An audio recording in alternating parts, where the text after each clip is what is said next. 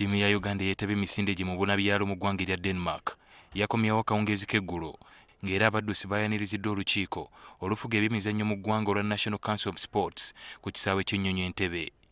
Abaddusi bano baakulembeddwa mu kapiteeni wa ttiimu Jacob Kiplimo, ono nga yawangudde ffeeza ssaako ne Oscar Kyerimo eyawangudde omuddaali ogw'ekikomo mu z'abali wansi w'emyaka 18.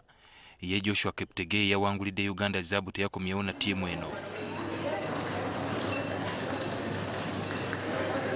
Olwaleero abaddusi bano bakedde kwanjula egimu ku middaali gye bawangudde eri olukiiko olwa National Council of Sports.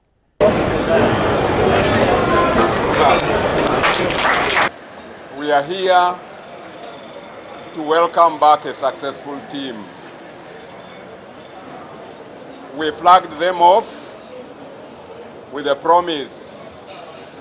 Promises came from the team manager, and from the captains on the behalf of the athletes that they were going to perform well.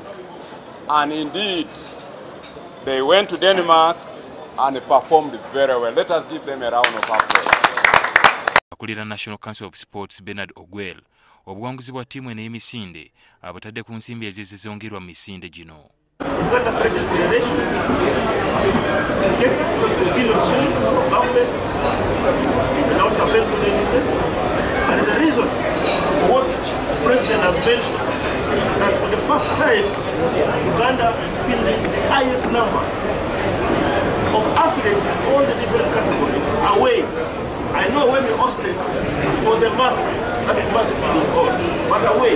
So I think it's a big boost. I'm very happy about my results for the silver medal. I'm happy about it. You know, from you go in and you get the silver. It's fantastic.